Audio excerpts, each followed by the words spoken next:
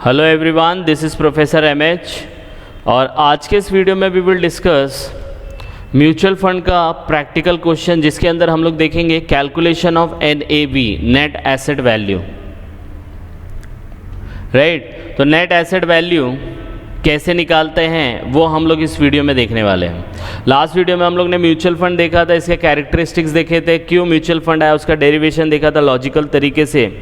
आज practical question देखेंगे इसका कि एनएवी को कैसे निकाला जाता है। तो आपके सामने क्वेश्चन दिया है, लेट्स स्टार्ट, कि Sandy mutual fund has the following asset in the precious scheme as on the following date. ये सैंडी म्यूचुअल फंड करके कोई म्यूचुअल फंड है जिसके अंदर उसका एक स्कीम है जिसका नाम है प्रेशियस। उसके अंदर फॉलोइंग डेट्स पे कुछ इन्फॉर्मेशन दी गई है कि ये स्कीम ने ये कंपनी में इन्वेस्ट किया है, L limited, M limited, N limited, P limited में इतने इतने शेयर्स को इन्वेस्ट किया है। उसका डेट 1 Feb 2021 में उनका रेट था कुछ इस तरीके से मार्केट प्राइस, और 2 Feb को उनका रेट कुछ इस तरीके से चेंज हो गया। तो आपको निकालना क्या है, आपको निकालना है टोटल नंबर ऑफ़ यूनिट्स। वहाँ पे दिया है कि उनके पास यूनिट है 6 लाख एज ऑफ नाउ। आपको निकालना है calculate NAV of the fund. तो नेट एसेट वैल्यू निकालो फंड का एनएवी कितना होगा। ठीक है, तो फंड का एनएवी कैसे निकालेंगे वो पहले हम लोग लॉजिक देख लेते हैं। तो सबसे पहला क्या करने का कि एनएवी होता क्या है, इसका मैंने वीडियो ऑलरेडी बना चुका हूँ, आप वहाँ पे जाके इसका कॉन्सेप्ट क्लियर कर सकते हो। ओके, तो यहाँ पे हम लोग सबसे पहला देखेंगे कि एनएवी का मतलब क्या है और फिर इसको प्रैक्टिकली सॉल्व करने की कोशिश करेंगे लॉजिक की तरीके से। ठीक है, तो हम लोग जाते हैं इसके सोल्यूशन के ऊपर। सोल्यूशन ये दिया है कि सबसे पहला हमारे पास जो इन्फॉर्मेशन है वो लिख लेने का। तो ये हम लोग ने लिख लिया कि कंपनी के अंदर कंपनी कौन कौन सी कंपनी में इसने इन्वेस्ट किया है। एक तो किया है इसने इन्वेस्ट एल लिमिटेड में, फिर एम लिमिटेड में, और फिर एन लिमिटेड में और पी लिमिटेड में। तो कौन कौन से कितने कितने शेयर्स इन्वेस्ट किया है वो भी इन्फॉर्मेशन अपने पास है। 2000 शेयर्स, 3000 शेयर्स, 20,000, 30,000, 20,000 एंड 60,000 शेयर्स, ये इन्फॉर्मेशन दिया है। और फिर उनका रेट क्या दिया, मार्केट प्राइस, ये अपने क्वेश्चन में ऑलरेडी मेंशन है। तो ये इन्फॉर्मेशन के बेस पे आपको क्या निकालना है, नेट एसेट वैल्यू निकालना है। क्या निकालना है, नेट एसेट वैल्यू। अब मैं आपको पहले इसका फॉर्मूला बताऊंगा, फिर इसका लॉजिकली इसका आंसर फाइंड आउट करने की कोशिश करेंगे। तो हम लोग क्या करेंगे, सबसे पहला एनएवी क्या होता है वो लिखने का। तो एनएवी का फॉर्मूला है net asset of the scheme divide by number of units. Net asset value नाम से ही पता चल रहा है, नेट एसेट, एसेट है नेट, कितने टोटल एसेट है स्कीम के पास। तो स्कीम ने क्या किया, अगर आप क्वेश्चन देखेंगे, ये जो स्कीम है, ये स्कीम ने ये कंपनी में इन्वेस्ट किया। तो ये कंपनी में जब इन्वेस्टमेंट किया तो इसके लिए क्या बन जाएगा, ये एसेट बन जाएगा कि नहीं बन जाएगा। तो यही एसेट की वैल्यू निकाल लो, आपको नेट एसेट मिल जाएगा। तो हम लोग क्या करेंगे, इस कंपनी ने, ये प्रेशियस स्कीम ने इन कंपनी में इन्वेस्ट किया है, इतने शेयर इन्वेस्ट किया है। तो करंट मार्केट भाव कितना चल रहा है, ये चल रहा है। तो हम लोग सिंपली क्या करेंगे, इसको 1 Feb के हिसाब से इसका जो रेट चल रहा था सीधा मल्टीप्लाई करेंगे। तो 20,000 × 20 कितना हो जाएगा, 4 लाख हो जाएगा। 30,000 × 312.40 मल्टीप्लाई करेंगे तो इतना आ जाएगा। फिर 20,000 × 361.20 तो आपको अमाउंट इतना मिलेगा। फिर 60,000 × 505 तो आपको इतना मिलेगा। तो ये टोटल हो गया। तो इसका मतलब होता है कि ये जो कंपनी है ना सैंडी लिमिटेड, इसका मैं यहाँ से ये क्लियर कर देता हूँ तो आपको ध्यान से दिखेगा। ये जो स्कीम है, ये स्कीम ने ये कंपनी में इन्वेस्ट किया तो उसके लिए क्या बन गए, ये एसेट्स बन गए। अब ये एसेट कितने हैं, 20,000, 30,000, 20,000, 60,000, उनका वैल्यू कितना दिया है, 20, इतना दिया है। तो हम लोग ने क्या किया, इन दोनों को मल्टीप्लाई किया। तो इतना वैल्यू क्या एसेट है उनके पास, किसके पास, सैंडी लिमिटेड के पास, सैंडी म्यूचुअल फंड के पास है ये स्कीम में। तो टोटल कितना हो गया, इसको टोटल कर लेने का। तो 4,73,02,000 ये आपका क्या हो गया, टोटल एसेट्स हो गए। ये क्या हो गया आपका, इसको हम लोग बोलेंगे टोटल एसेट्स हो गया। इस डेट पे वो जो सैंडी म्यूचुअल फंड का स्कीम है उसके पास कितने एसेट है, 4,73,02,000 के एसेट्स हैं। तो ये उसका नेट एसेट हो गया।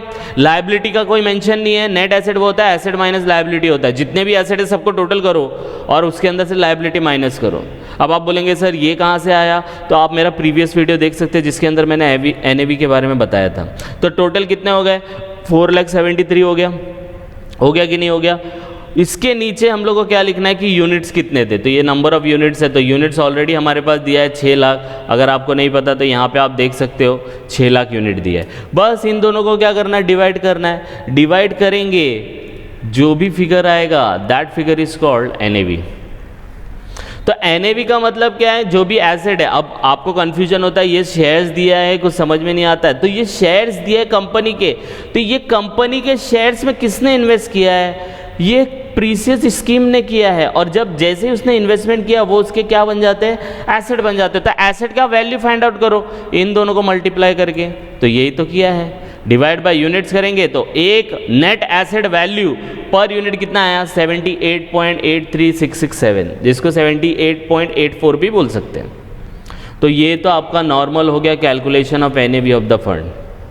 अब चेक करते हैं दूसरा क्वेश्चन क्या बोला गया इसमें।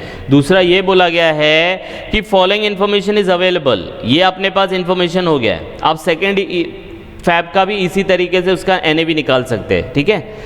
तो अब हम लोग सेकेंड क्वेश्चन करेंगे कि मिस्टर ए करके है, उसने 30 लाख रुपए का चेक सबमिट किया म्यूचुअल फंड को, फंड मैनेजर को। उसने परचेज किया 8,000 shares of M limited and the balance amount is held in the bank. तो ये बंदे ने 30 लाख रुपए का म्यूचुअल फंड खरीदा, तो म्यूचुअल फंड को पैसा दे दिया। वहाँ का जो मैनेजर था उसने उस पैसे से 8,000 शेयर्स खरीदे M लिमिटेड के। M लिमिटेड कौन सी है, ये कंपनी है। M लिमिटेड के शेयर्स खरीदे और जो भी पैसा बच गया है उसको उसने बैंक में रखा है, ठीक है। In such a case what would be the position of the fund, तो फंड की पोजीशन क्या होगी। तो अभी हम लोग ने पोजीशन निकाला ये 4,73,00,000। अब इसकी पोजीशन 30 लाख से बढ़ जाएगी, लेकिन कितनी बढ़ेगी वो हम लोग को देखना पड़ेगा। तो कैसे करने का, देखो फिर हम लोग लिखेंगे यहाँ पे वापस वही इन्फॉर्मेशन लिखने का, भाई कौन कौन सी कंपनी है,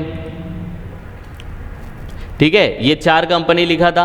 अब 4 कंपनी के शेयर्स लिखने का, तो ये मैंने चारों शेयर्स लिख दिए। लेकिन यहाँ पे देखो एक ये 38,000 हो गया। अगर प्रीवियसली देखेंगे तो कितना था, वो 30,000 था। तो ये 38 क्यों हुआ, क्योंकि क्वेश्चन में बोला कि कंपनी ने, म्यूचुअल फंड ने M लिमिटेड के कितने शेयर्स खरीदे, 8,000। इसका मतलब ये 30,000 नहीं होगा, ये कितना हो जाएगा, 38,000 हो जाएगा। तो ये 30,000 प्लस ये 8,000 कितने शेयर्स हो जाएंगे, 38,000 हो जाएंगे। तो यहाँ पे गए देखो 38, बाकी 20, 20 और 60 ये सेम रहेगा। देखो यहाँ पे भी है 20, 20 और 60,000। रेट क्या था, यही था रेट, तो वही जाके यहाँ पे लिख देंगे। तो 1 तारीख का जो रेट था वो लिख लेंगे, ये लिख लिया। आई बात समझ में। अब क्या करेंगे, हम इसको मल्टीप्लाई कर देंगे, क्योंकि 1 तारीख का इसने इन्वेस्टमेंट किया, तो 1 तारीख में इसका कितना पोजीशन हो जाएगा, तो 20 से मल्टीप्लाई करेंगे तो ये अगेन 4 लाख ही आएगा। फिर इसको 38 को इससे मल्टीप्लाई करेंगे 312.4 से, तो आपको अमाउंट आएगा 1,18,71,000 एंड 200। 20,000 को इससे मल्टीप्लाई करेंगे तो आपको फिगर आएगा ये वाला, और बाद में लास्ट वन 60,000 को इससे मल्टीप्लाई करेंगे तो आपको आएगा ये अमाउंट, ठीक है। अब फाइंड आउट करेंगे। देखो 8,000 आपने क्या किया, 8,000 शेयर्स खरीदे कितने से, 312 रुपया 40 पैसे से, है ना। तो 312 रुपया 40 पैसे में खरीदा, तो इसका अमाउंट कितना हो जाएगा, इंटू 312.40 कितना हो गया, 24,99,200। अब ये 24,99,200 उसने सबमिट कितना किया था, चेक 30 लाख का किया था कि नहीं किया था। तो 30 लाख में से अभी तक कितना यूज़ हुआ, कितना यूज़ हुआ, सिर्फ यूज़ हुआ 24,99,200। तो अभी 30 लाख में से वो हम लोग क्या करेंगे, माइनस करेंगे। तो 30 लाख लिखने का, 30 लाख में से ये माइनस कर देने का ये अमाउंट, तो आपका आएगा 5,08,000। तो ये आपका क्या बच जाएगा, कैश बच जाएगा। तो कैश हम लोग डायरेक्टली लिख लेंगे 5,08,000 और वही आपका टोटल में आ जाएगा 5,08,000। समझ में आया? तो जब भी म्यूचुअल फंड का क्वेश्चन करेंगे तो आपको ये देखना है कि बंदे के पास, मतलब म्यूचुअल फंड के पास कितने एसेट है। तो एसेट देखो ना, इतनी कंपनी में उसने इन्वेस्टमेंट किया, 1 तारीख को इतना रेट था, तो उसका नेट एसेट इतना हो गया।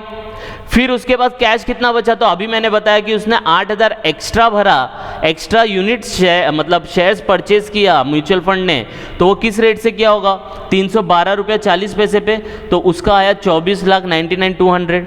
तो बराबर उसने 30 लाख का चेक दिया था, तो 5 लाख रुपये, 5,08,000 रुपया बचा ना, तो वो उसका कैश होगा, वो भी म्यूचुअल फंड का एसेट बन जाएगा। आई बात समझ में? यस और नो? तो यहाँ पे देखो वो कैलकुलेशन करके दिखाया मैंने, 30 लाख में से 8,000 इंटू 312 रुपये 40 पैसा माइनस करेंगे तो आपको ये आंसर आएगा। आई बात समझ में? बस इसको टोटल करने का जैसे प्रीवियसली किया था, तो 5,03,02,000 आ जाएगा।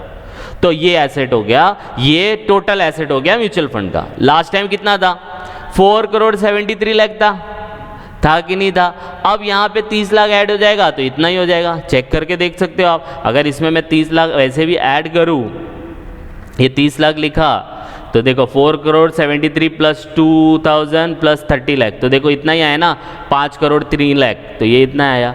तो बोले ऐसा टोटल डायरेक्टली कर सकते हो क्या? आप डायरेक्टली कर सकते हो, लेकिन पता तो चलना चाहिए कि उस म्यूचुअल फंड ने कहाँ कहाँ इन्वेस्टमेंट किया, तो वो शेयर वो दिखाना पड़ेगा अपने को बाइफिकेशन। तो उसका टोटल कितना हो गया, 5,03,02,000। अब हम लोग क्या करेंगे, आपको पता है यूनिट्स फाइंड आउट करना पड़ता है, मतलब NAV निकालना है। क्वेश्चन क्या था, पोजीशन ऑफ द फंड, मतलब NAV कितना आएगा वो दिखाना पड़ेगा। आई बात समझ में? NAV नहीं बोला है, पोजीशन बोला है। तो पोजीशन कितना हो गया उसका, एक 5,03,00,000 का पोजीशन हो गया, बराबर है। अब यूनिट्स भी चेंज हो जाएंगी, पहले यूनिट्स कितनी थी, 6 लाख की थी, क्वेश्चन में देख लो, ठीक है नहीं थी? तो अब यूनिट्स भी चेंज होगी, तो कैसे चेंज होगी देखो, यहाँ पे मैं बताता हूँ। तो सबसे पहला ओरिजिनल नंबर ऑफ यूनिट कितनी थी वो लिखने का, तो 6 लाख थी, बराबर है। फिर उसने एम लिमिटेड ने चेक, एम लिमिटेड में उसने इन्वेस्टमेंट किया, जो कि चेक मिला था 30 लाख का। परचेज कितना किया उसने, 8,000 यूनिट किया कि नहीं किया? तो अब 30 लाख डिवाइड बाय 78.8367 आएगा। अब बोलेंगे सर ये कहाँ से आया, ये समझ में नहीं आ रहा है। तो कैसे आता है, लास्ट टाइम आपका जो NAV आया था वो कितना आया था, ध्यान से देखना, ये थोड़ा लॉजिक से बताता हूँ। 78.83 आया था कि नहीं आया था? अब ये जब बंदे ने 30 लाख का चेक भरा, तो इस बंदे ने जब 30 लाख का चेक भरा, अब वो खरीदे या ना खरीदे म्यूचुअल फंड वाला, उससे मतलब नहीं है। उसने तो म्यूचुअल फंड खरीद लिया, उसने क्या समझा कि भाई मैं 30 लाख डालूंगा, ये रेट चल रहा है, तो उस हिसाब से मुझे कितने यूनिट्स मिलेंगे वो देख लेते हैं। तो इसने क्या किया, 30 लाख डाला, इसको डिवाइड किया, जिस टाइम डाला उस टाइम रेट चल रहा था 78.83 चल रहा था। तो 30 लाख को जब 78.83 से डिवाइड करेंगे तो आपको यूनिट्स मिलेंगी कुछ 38,053। कितनी मिलेगी, 38,053। तो पहले 6 लाख यूनिट थी, उसके बाद आपको यूनिट मिली 38.53, तो टोटल यूनिट कितनी हो जाएगी, इन दोनों का ऐड कर दो तो आएगा, ऐड करने पे आपको मिलेगा 6,38,053। तो अब रिवाइज पोजीशन में देखेंगे तो पहले यूनिट था 6 लाख जो हम लोग ने यहाँ निकाला था, पहले था, और अब उसका यूनिट कितना हो जाएगा 6,38,053। तो आप बोलेंगे सर यहाँ पे अभी भी डाउट आ रहा है कि ये 78 से ही क्यों डिवाइड किया? तो बच्चा, जब मिस्टर ए ने 30 लाख का चेक दिया, वो टाइम पे रेट कितना चल रहा था, 78 चल रहा था। तो वो तो 78.83 के हिसाब से उसने पैसा 30 लाख डाल दिया, तो कंपनी की उतनी यूनिट्स बढ़ जाएंगी ना, तो इसलिए 38.53। तो पहला 6 लाख यूनिट था, अब 30 लाख डाला, तो 78.83 से डिवाइड करेंगे तो आएगा 38,053। दोनों को ऐड करो, 6,38,053 यूनिट्स हो जाएंगे। आई बात समझ में? तो ये था, ऐसा चेक किसी ने दिया और म्यूचुअल फंड का पोजीशन फाइंड आउट करने बोला, तो इस तरीके से निकालेंगे। लास्ट वन बहुत सिंपल है, third part, find the new NAV of the fund as on 2 Feb। 2 Feb का आपको NAV निकालना है। तो जैसे आपने पहला निकाला था ये सब लिखने का, ये 1 Feb का था, तो यहाँ 2 Feb आ जाएगा। तो सेम वे में देखो यहाँ पे किया है, सबसे पहला जो कंपनी है उसके शेयर्स लिख दो। तो ये कंपनी था, कौन कौन सी कंपनी में इन्वेस्ट किया था, ये कंपनी में, इसके शेयर्स कितने थे 20, 38, 20, 60, तो यही है देखो 20,000, 38,000, 20 और 60,000। फिर कैश बैलेंस भी आ गया था तो हम लोग कैश भी लिख देंगे।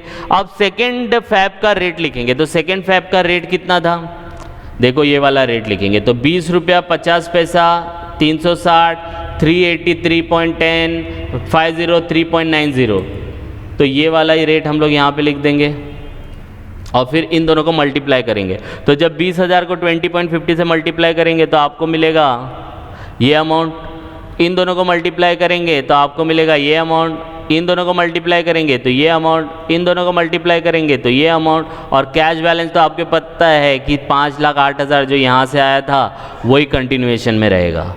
और टोटल इसका कितना बन जाएगा, अब यूनिट बन जाएगा 5,24,86,800। अब बोलेंगे सर वो 30 लाख का क्या, अरे भाई 2 तारीख में इनका रेट चेंज हो गया तो उसके एसेट की वैल्यू भी तो चेंज होगी ना। पहले 20 रुपया था, 20 रुपया 50 पैसा हो गया, तो इसीलिए इसका रेट भी चेंज हो गया, इसलिए ये 5 करोड़ 3 लाख था, अब उसका टोटल वैल्यू कितना हो गया 5,24,86,800। समझ में आया। अब इसका हम लोग को क्या निकालना है, NAV निकालना है, तो NAV निकालेंगे। NAV का पहले फॉर्मूला लिख देंगे, तो पता है नेट एसेट, तो नेट एसेट कितना था 5 करोड़ 24,86,800। अब नंबर ऑफ यूनिट कितना लिखेंगे, तो नंबर ऑफ यूनिट पहले कितना था 6 लाख, फिर 30 लाख डाला तो 38.53 आया, 38,053, यही हो जाएगा 6,38,053। दोनों को डिवाइड करेंगे तो आपको रेट मिल जाएगा 82.26। समझ में आया, यस और नो। तो इस तरीके से सेकेंड फैब का हम लोग ने NAV निकाला। तो पहला NAV कितना था 78.83 था और सेकेंड कितना हो गया 82.86 हो गया। इसका मतलब होता है अगर मैंने 100 यूनिट्स 100 यूनिट्स, इसका ये मतलब होता है कि अगर मैंने 100 यूनिट्स कितने के भाव से लिया था 78.83 के हिसाब से लिया था, जिसका रेट कितना हो जाएगा 78.83, तो 7883 मैंने इन्वेस्ट किया था।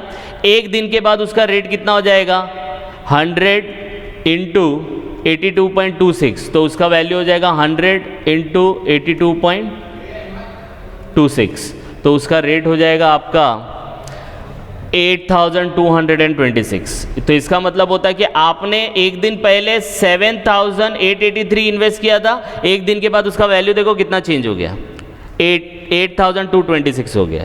तो ये यहाँ पे बताया है, ये इसका आंसर आएगा। तो आई होप आपको ये कॉन्सेप्ट समझ में आया कि NAV कैसे निकालते हैं, और अगर किसी ने चेक सबमिट किया तो म्यूचुअल फंड पे क्या इफेक्ट आएगा और उसका रिवाइज पोजीशन कैसे निकालते हैं वो मैंने यहाँ पे बताया। इसके प्रीवियस वीडियो भी अवेलेबल हैं। जो थ्योरी आपका कॉन्सेप्ट क्लियर नहीं होगा तो आप उसको गो थ्रू कर सकते हो, और कुछ डाउट आएगा तो प्लीज़ कमेंट, तो प्लीज़ गो थ्रू इट। कुछ डाउट आएगा please comment, and please like and subscribe for more videos. Thank you.